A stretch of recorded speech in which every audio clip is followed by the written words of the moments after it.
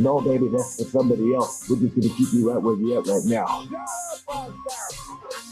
doesn't matter what you think. The Wrestling Wrealm presents Break It Down with Brian H. Hello, ladies and gentlemen. Welcome back to Break It Down with Brian H. I'm your host, Brian H. Waters. I'm back. Yeah, I took a few weeks off. Had to clear my mind.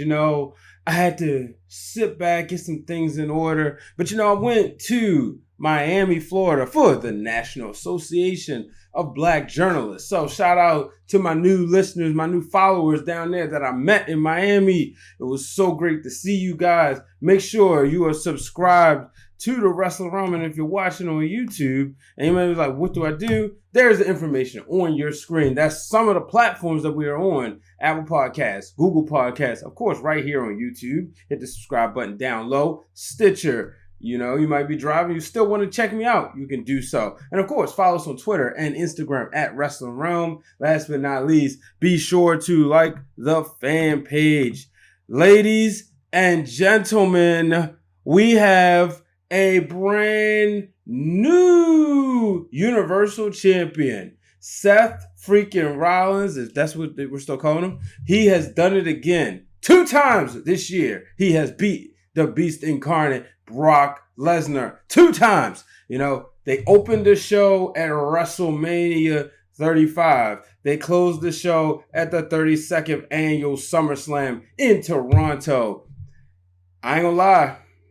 I was over the storyline. Part of the reason why I went away for a couple weeks, folks. I said, why get on the air and complain? I got a lot of stuff I'm trying to take care of. Why get on the air and complain? That's just me. If I don't like something, it just wasn't much for me to talk about. I just wasn't feeling it. So I said, I'm not going to do the whole, I don't like this. No, I don't even want to bother you guys with that. Tons of other stuff you could do. So instead, just stayed away. But Seth Rollins did it. He surprised me. An incredible match. I really enjoyed it. Last year, it was Roman Reigns in this position, defeating Brock Lesnar at SummerSlam. Shout out to the Flex Zone. I was with them last year. We did a post show. This year, it's Seth Rollins. And I said, okay, it's believable, I guess. I didn't think going into it, he's getting his ribs, all that. I just didn't like it. One of the things I found interesting was Bret the Hitman Hart wishing him good luck. Now, if you've been paying attention over the past few years, Bret has been vocal about Seth Rollins being unsafe, especially after the incident with Sting a few years ago, where arguably Sting's career was ruined because of that. It ended because of that. Maybe it's true, maybe it's not. I'm not a doctor. But nonetheless, Rollins was able to get it done. Curb stomp after, getting out of F5 a few times, which I thought was great. Even when he got hit, able to roll out of the ring. But when it was time, he hit the curb stomp. 1, 2, 3. He's your new Universal Champion. Here's my one request. Keep him as far from his girlfriend, Becky Lynch, as possible. Do not emasculate that man. Let's see what he can do on his own. I understand they was striking while the iron was hot. The couple was something fresh. It was first time in WWE. To me, it didn't work. It wasn't interesting. I want to know who's next in line for Seth Rollins. Personally, I would like to see it be AJ Styles and see AJ Styles make an attempt to hold both titles. Let's move on. My match of the night, folks. The dream match that I have been waiting for. Charlotte Flair versus Trish Stratus. You may or you may not have liked that match. I know the crowd gave it the "This is awesome" chant. But for me, you have Brian H. Waters' past, Brian H. Waters' current favorite women's wrestlers in the ring at the same darn time. And I really enjoyed it.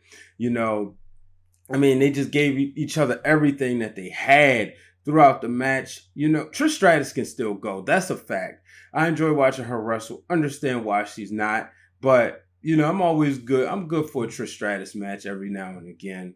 Even if you look on your screen when she hit Charlotte with her taste of her own medicine, giving her the figure 8, but Trish could not hold up too long. She does her yoga. We know that, but she couldn't hold it up too long.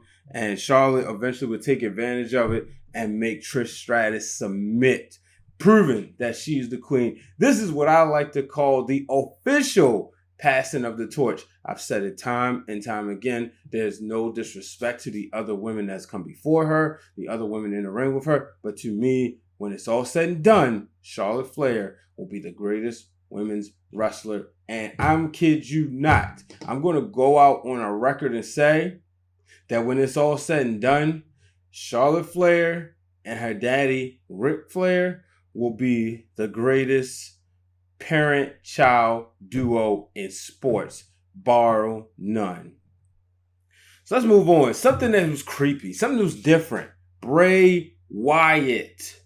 Bray Wyatt coming out there with the Fiend, as they call him, had new entrance music. Yeah, I definitely check it out. Obviously, I can't play it because of rights, but if I could, I would. But new entrance music, a new entrance setup. He took on Finn Balor, and I mean, if you just look at this, I got on the screen, it's very creepy. I'm not going to leave it on there too long. It's very creepy, man. But that's a lot of people loving this. Like I said, I missed it. Shout out to my homies in the wrestling group chat.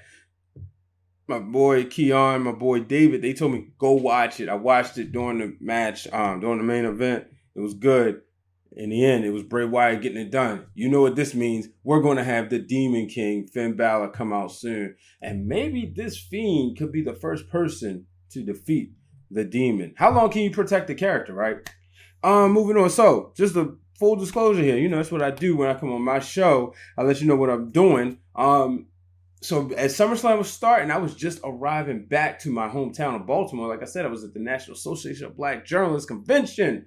So, I'm watching it. But thanks to this beautiful thing called the WWE Network, where you can watch it on your phones, on your computer, on your tablet, I was able to watch it. One match I watched, Goldberg versus Dolph Ziggler. Of course, this match ended how we knew. What I call this was a way to restore Goldberg's legacy. What you mean? What do I mean? Well, the last time we saw this man in the ring, we saw what happened. Him and Undertaker, they almost killed each other, right? Undertaker got his legacy restored, and now Goldberg did. Shout out to Dolph Ziggler, as my man D from the Flex Zone calls him, Ziggy Job Dust, doing the job, and then he would call him to come back out there over and over again. Nonetheless, come on, bro. Goldberg making short work of him. Boom, spear, jackhammer. And, after he hit him with the spear, jackhammer, 1, 2, 3, gave him a couple more. So, I don't know what Dolph Ziggler's trying to prove. I don't know where he goes from here. So, moving on. Edge. During the pre-show, he decided to show up. Gave Elias a spear. Now, I'm a huge Edge fan. I didn't see this, but I saw the picture and I had to talk about it. Because Edge is one of my guys, one of my top 10 favorites of all time.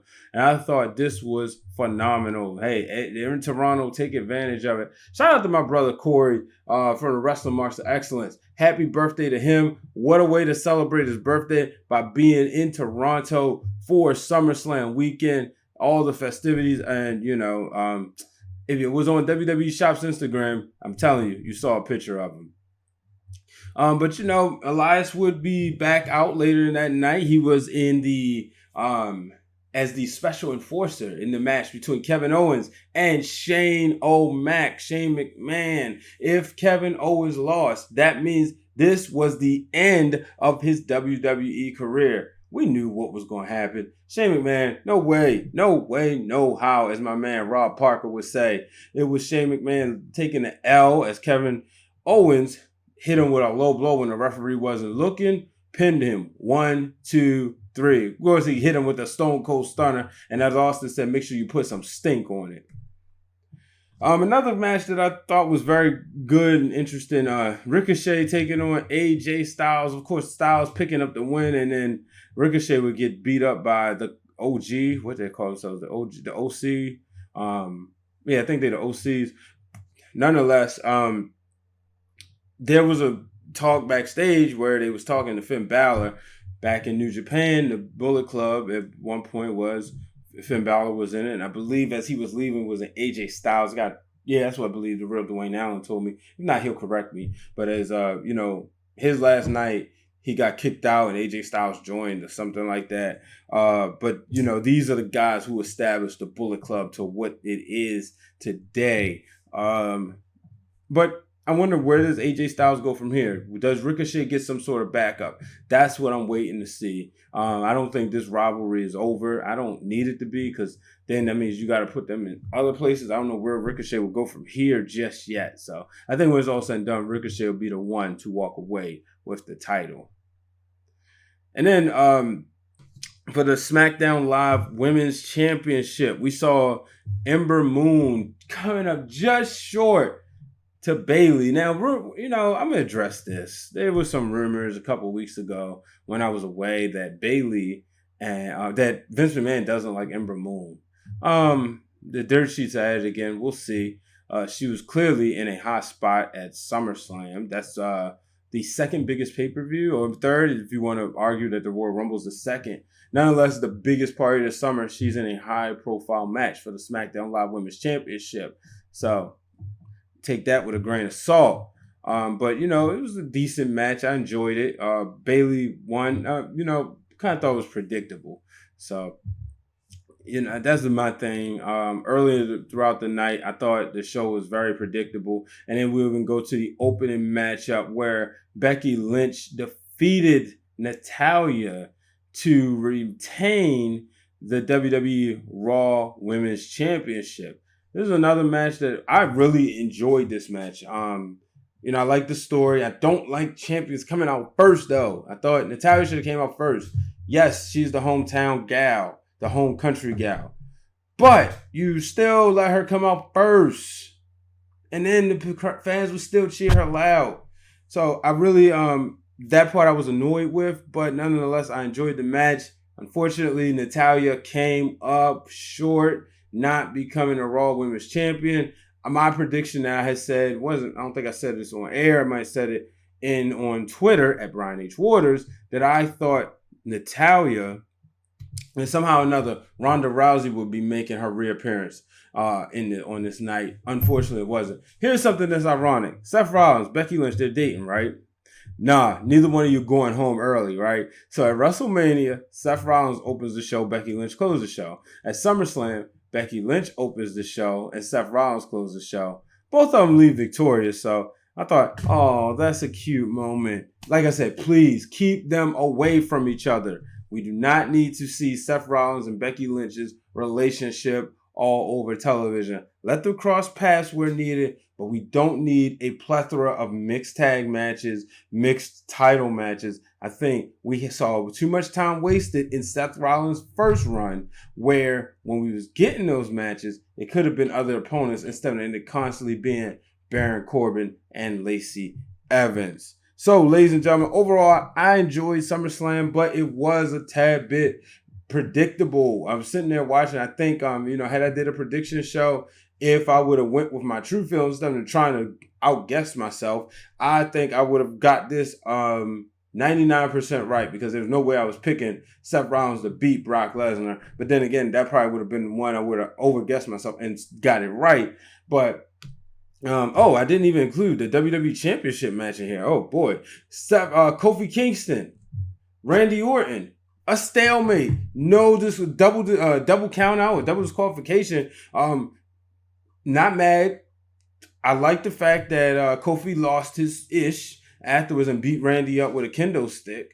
I'm happy he's still WWE Champion. I thought Kofi would lose tonight. I said, this is it. This is finally what's going to happen. It's going to be Randy Orton that defeats him. But it wasn't. Have no problem being wrong at all. It wasn't. It was Kofi Kingston, still champion. Now, we're going to see what happens in the weeks to come.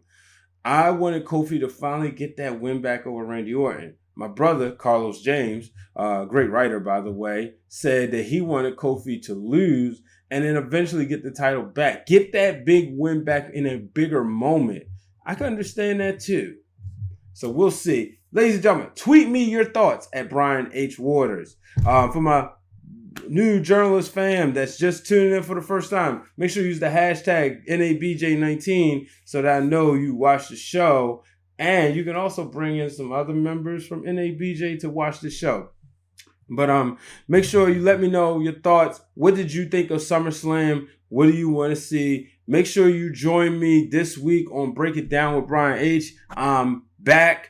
Ladies and gentlemen, until the next time, I'm Brian H. Waters. So long, everybody. Too sweet. Thank you for tuning in to this week's episode of Break It Down with Brian H. Hit the subscribe button and turn on the bell so you get notified every time the Wrestling Realm posts new content.